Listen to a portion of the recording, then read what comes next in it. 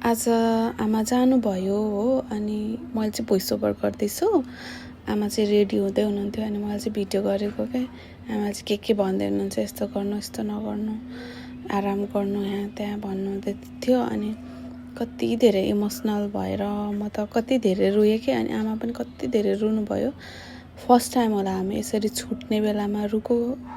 अनि अरू बेला अब हाम्रो त आमा छोरीको त भेट भइरहेको छ नि त। अनि आमा पनि आइराख्नुहुन्छ।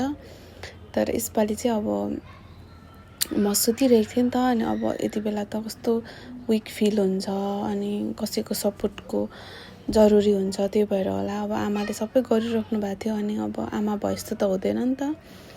अनि कस्तो भयो क्या, कस्तो फिल भयो। अनि कस्तो आँसु आयो, रोक्नै सकिनँ। अनि आमा पनि कति रुनु भयो।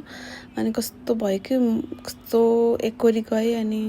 अनि कस्तो के गर्नै सकिनँ, भोइस ओभर पनि गर्नै सकिनँ। अहिले चाहिँ अनि अलिक फ्रेस भएर गर्दैछु।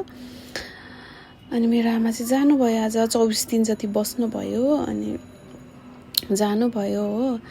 अनि अब के गर्नु है, यस्तै हो। अब घरमा पनि काम हुन्छ। अब मेरो लागि त्यत्रो दिन बसेर सबै गर्नुभयो होइन। आमाले कति धेरै माया गरेर। मेरो चाहिँ यस्तो हालत भइरहेछ, हेर्नु न कहिले ठिक हुने हो।